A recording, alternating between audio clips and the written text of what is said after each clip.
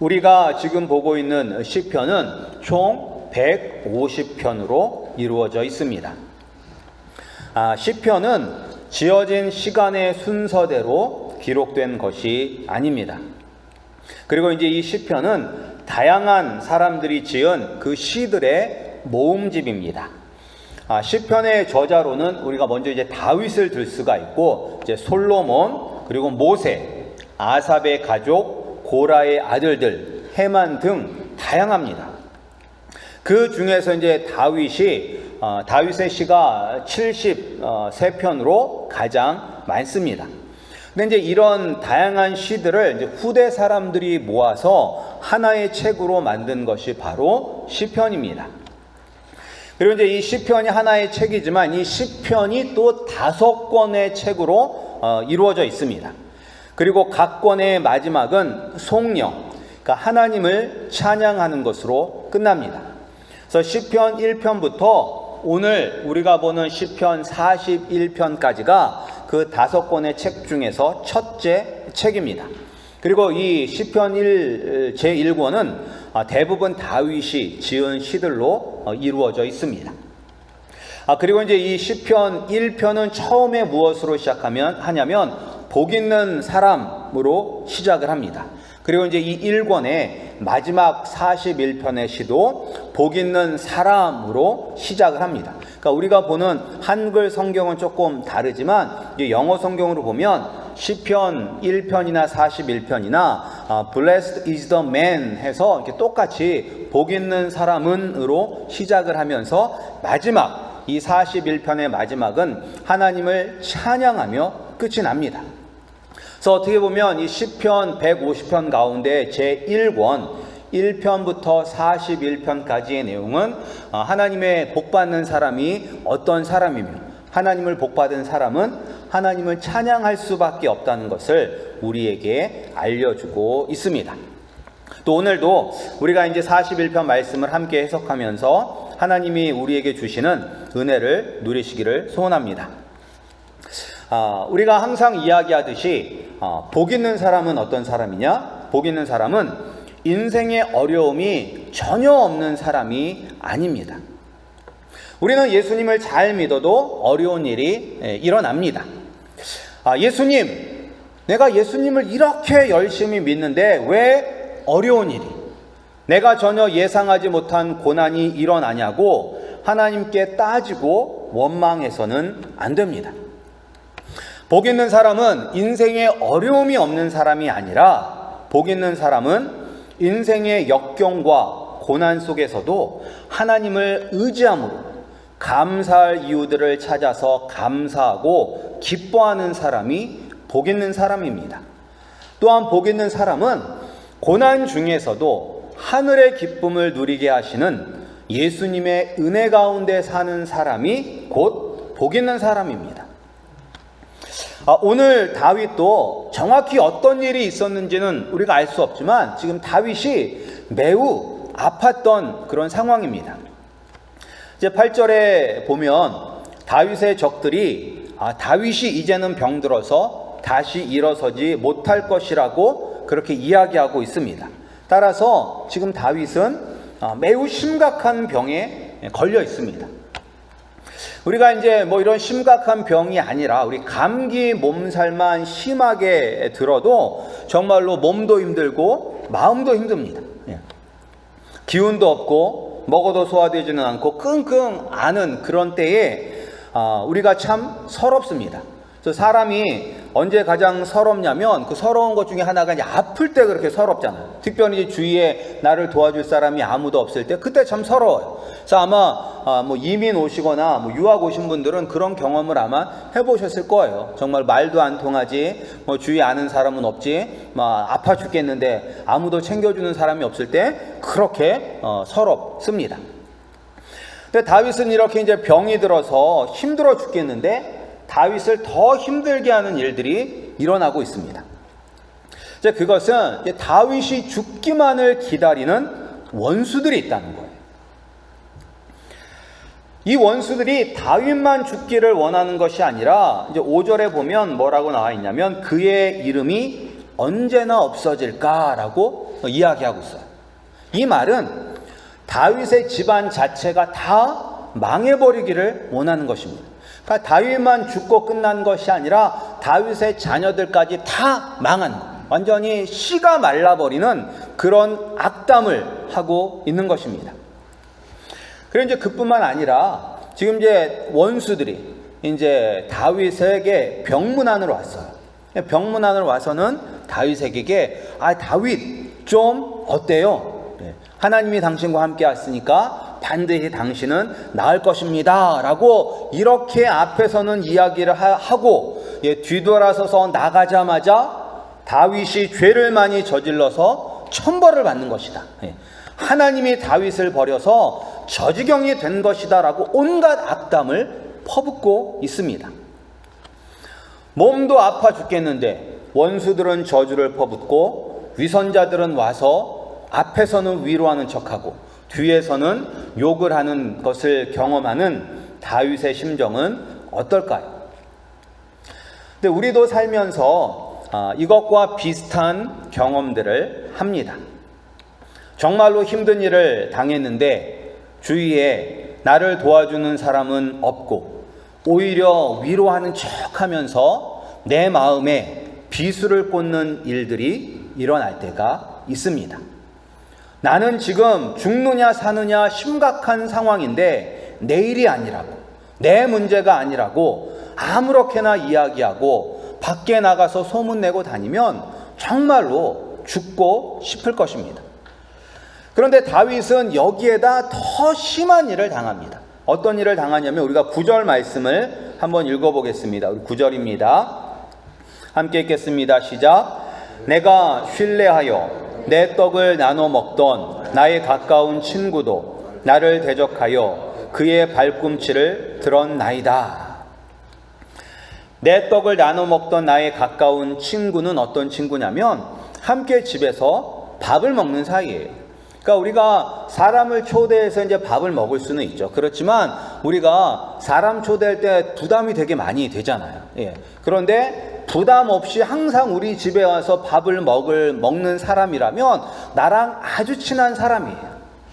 그러니까 나의 속마음을 다 털어놓을 수 있도록 그렇게 철석같이 믿는 그러한 친구인데 그런 친구조차도 지금 다윗을 배신했다는 것입니다. 비록 다윗이 이스라엘의 위대한 왕이지만 이처럼 병이 들어서 내일을 알 수 없고 또한 원수들이 다윗이 죽기만을 바라고 있고 그리고 겉으로는 위로하고 격려하는 것처럼 보이지만 속으로는 그리고 밖에 나가서는 악담을 퍼부을 때 또한 정말로 이 사람은 믿을 수 있어 라고 생각했던 그런 친한 친구마저도 다윗을 배반한 이때에 다윗이 의지할 분은 누구일까요? 바로 하나님 아버지입니다. 그래서 다윗은 4절과 10절에서 하나님의 은혜를 구하고 있습니다. 이 육신의 질병과 또한 영혼의 상처를 치유하실 수 있는 유일한 분은 바로 하나님 아버지밖에 없습니다. 예수 그리스도께서 우리를 위해서 싸워 주셔야지만 우리가 승리할 수 있습니다. 모든 질병을 치유하시는 예수님이 나를 위하신다면 우리가 어떤 병에 걸려도 이겨낼 수 있습니다. 대장 되시는 예수님이 나를 위하여 싸우신다면 어느 누구도 우리를 해칠 수 없습니다.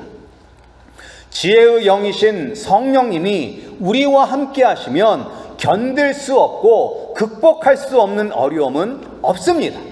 믿으십니까? 이런 전능하신 하나님의 도우심을 받는 사람이 바로 복 있는 사람입니다. 우리는 살면서 어려움을 겪을 수밖에 없어요. 여러 가지 사건과 사고들이 믿는 사람이라고 해서 피해가지는 않습니다. 우리도 힘들고 어려운 일을 겪지만 그때 하나님 아버지가 예수 그리스도가 성령님이 우리와 함께 있으면 그런 고난 속에서도 우리는 감사할 수 있고 기뻐할 수 있고 힘을 얻어서 이겨낼 수가 있는 것입니다. 근데 이런 하나님의 은혜를 우리가 받아야 되는데, 이런 하나님의 은혜를 받기 위한 조건이 하나가 나와요, 오늘. 그 조건은 바로 1절 앞부분, 맨 처음에 시작할 때 나옵니다. 우리 함께 읽어보겠습니다. 우리 시편, 우리 41편 1절 말씀 함께 읽겠습니다. 시작. 가난한 자를 보살피는 자에게 복이 있음이요. 우리가 힘들고 어려울 때 하나님의 은혜를 받기 위해서는 우리가 가난한 사람을 보살펴야 된다라고 오늘 말씀은 이야기하고 있습니다. 여기서 가난한 자는 경제적으로 어려운 사람만 이야기하는 것은 아닙니다. 경제적으로 어려울 뿐더러 약하고 힘이 없는 사람들, 소외된 사람들, 그런 사회적 약자들을 의미합니다. 그리고 여기서 이제 가난한 사람, 이런 사회적인 약자를 이제 보살펴야 되는데, 이 보살핀다는 말은 그냥 한 번 돕고 마는 게 아니에요. 아이고 저 사람 힘드네 하면서 그냥 한 번 돕고 마는 것이 아니라, 정말로 이 사람들에게 필요한 것이 무엇인지를 계속해서 관심을 가지고 살펴보고, 그리고 정말 이들에게 필요한 것이 무엇인지를 신중하게 생각해서 돕는 것입니다. 그러니까 지속적으로 계속 돕는 것을 의미합니다. 평소에 이렇게 고통받고 있고 연약하고 힘없는 사람들을 도울 때, 그때 우리는 하나님의 은혜를 받을 수 있다라고 이야기를 합니다. 우리 아름다운 교회 성도님들은 이렇게 가난한 자들을 보살피며 살아가고 있습니까? 나보다, 내 자녀들보다, 내 사람들보다 연약하고 불쌍한 사람들을 세심하게 살피고 돌보고 계십니까? 이 질문을 저에게 하면 저는 자신이 없습니다. 그러니까 이렇게 가난한 사람들을 이렇게 성경이 이야기하는 것처럼 보살피지 못하기 때문에 하나님의 은혜를 받을 생각을 포기해야 됩니다. 왜냐? 저는 성경이 말하는 대로 가난한 자를 보살피며 살지 못하기 때문입니다. 그런데 이제 저만 이렇게 사는 것일까요? 우리 성도님들은 어떻습니까? 우리 성도님들은 자신 있게 나는 성경이 이야기하는 대로 가난한 자를 보살피고 살아가고 있다라고 이야기할 수 있습니까? 그런데 오늘 다윗은 12절에서 이렇게 이야기합니다. 뭐라고 이야기하냐면, 주께서 나를 온전한 중에 붙드시고 라고 기록하고 있어요. 나를 온전한 중에 붙드신다. 그러니까 이 말은 나는 온전한 사람이라는 거예요. 나는 온전한 사람. 그런데 다윗이 온전한 사람입니까? 다윗은 온전한 사람이 아니에요. 다윗은 자신의 충실한 부하였던 우리아의 아내 밧세바와 바람이 났었죠. 그리고 그 바람이 난 것을 그것이 드러날까봐 그 자신의 부하 요셉을 통해서 이 우리아를 죽도록 만들었어요. 살인 교사를 했죠.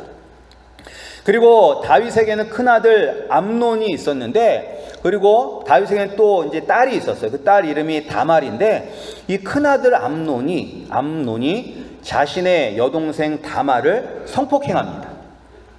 그런데 이것을 아버지 다윗이 알고도 그냥 수수방관하였습니다. 그리고 자신의 위대함을 드러나기 위해서 인구 조사를 했다가 하나님에게 큰 징계를 받은 사람입니다. 이런 다윗이 온전한 사람입니까? 우리 성도님들 가운데 이렇게 바람 피고 집안에서 이런 콩가루 집안이 일어난 그런 분들이 계십니까? 없잖아요. 그러니까 여러분들은 다윗보다 훨씬 더 나은 사람이에요. 우리 한번 옆 사람 보시면서 인사하겠습니다. 당신은 다윗보다 더 나은 사람입니다 라고 한번 이렇게 인사하시기 바랍니다. 당신은 다윗보다 더 나은 사람입니다. 다윗보다 더 나은 사람입니다. 근데 이제 다윗보다 더 낫다고 말하려고 하니까 왠지 좀 걸리죠. 어떻게 내가 다윗보다 더 나은 사람이 될 수가 있을까라고 걸리는데, 진짜 다윗보다 나은 사람이에요. 진짜 다윗보다. 다윗은 우리가 이제 하나님 마음에 합한 사람이지만 그의 삶을 보면 많은 여러 가지 그런 잘못된 일도 많이 저지른 사람이에요. 그 자기 아들에게 죽을까봐 쫓겨나기도 하였고, 정말 인생에 수많은 그런 어려움을 겪은 사람이에요.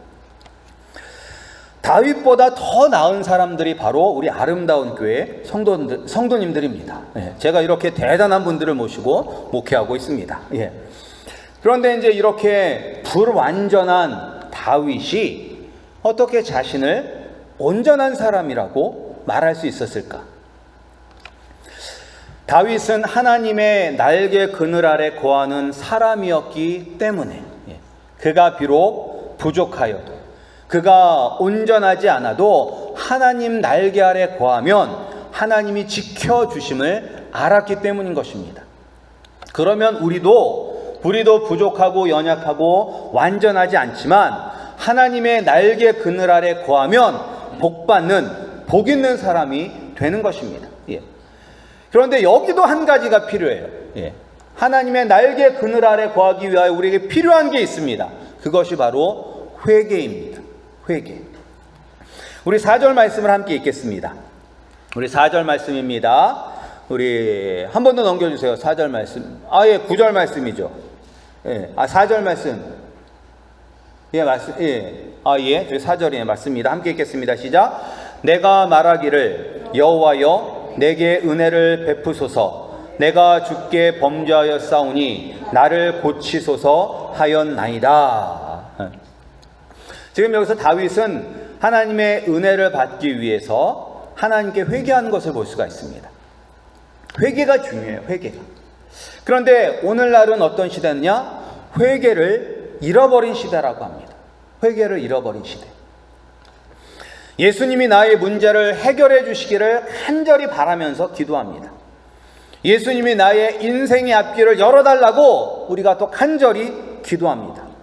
우리의 가족을 지켜달라고, 우리의 자녀가 이 세상에서 위대한 영적인 인물이 되게 해달라고 열심히 기도는 하는데, 정작 나의 연약함, 나의 추악함, 나의 이기적인 욕심, 생각으로, 그리고 몸으로 짓는 수많은 죄들에 대해서는 우리가 회개하지 않습니다.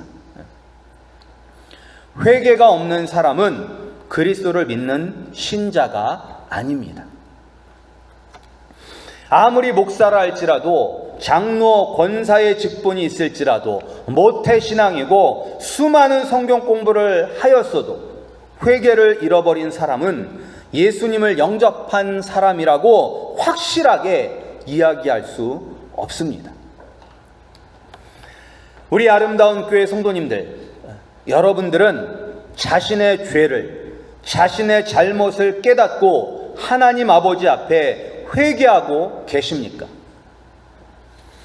회개가 하나님 아버지의 날개 그늘 아래 거하는 첫 단계이자 가장 중요한 단계입니다. 우리 성도님들도 하나님의 건져주심, 지켜주심, 보호해주심, 복주심 받기를 원하실 줄 믿습니다. 그런데 그런 복을 받으려면 우리가 하나님 아버지와의 관계가 회복되어야 돼요.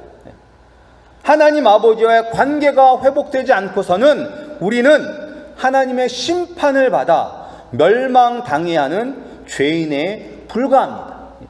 그런데 우리가 왜 하나님과의 관계가 깨졌어요? 죄 때문에 깨졌잖아요. 죄 때문에. 따라서 이 죄를 회개해야지만 하나님 아버지의 관계가 회복이 되는 것입니다. 우리는 조금만 생각해보면 회개할 것이 너무나 많아요. 왜냐하면 예레미야 17장 9절에 보면 만물보다 거짓되고 심히 부패한 것은 마음이라 라고 기록하고 있어요. 이 세상에서 가장 부패한 곳이 어디다? 쓰레기장이 아니라 내 마음이다. 내 마음이다. 온갖 추악하고 더러운 생각들, 온갖 그런 새치어로 사람을 죽인다고 하죠. 그런 말들이 다 어디서 나오느냐? 내 마음 속에서부터 나오는 거예요. 내 마음.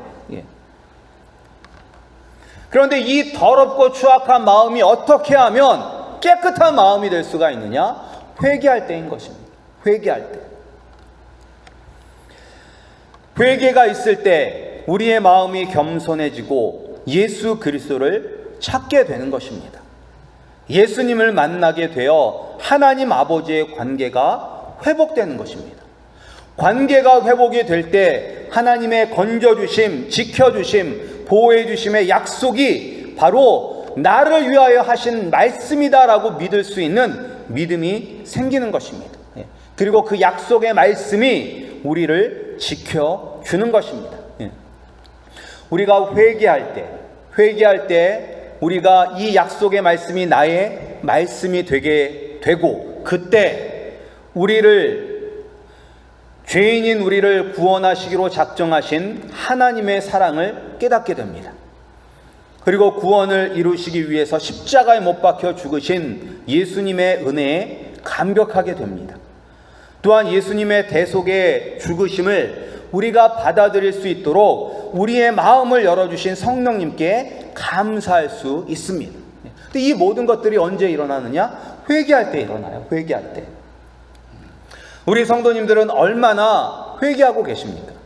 나는 회개할 게 없어 라고 생각하면 그것부터 회개하시면 돼요. 우리가 왜 회개할 게 없어요? 말씀대로 살지 못하잖아요. 하나님의 뜻대로 살지 못하잖아요. 예수 그리스도의 뒤를 따라가기보다는 이 세상이 넓고 좋은 길로 따라가려고 애쓰고 몸부림치잖아요.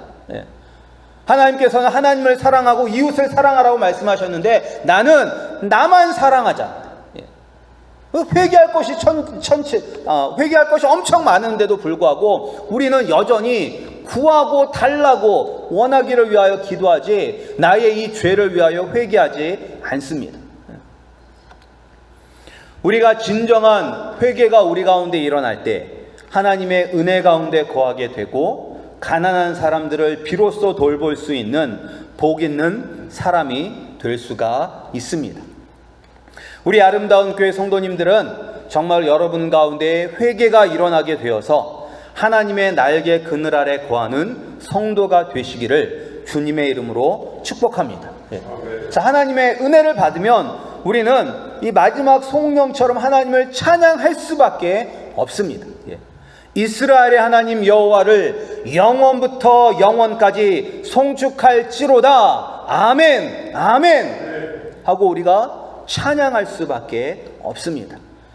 이렇게 하나님의 은혜를 깨달아서 하나님을 찬양하는 복된 성도님들이 되시기를 주님의 이름으로 축복합니다.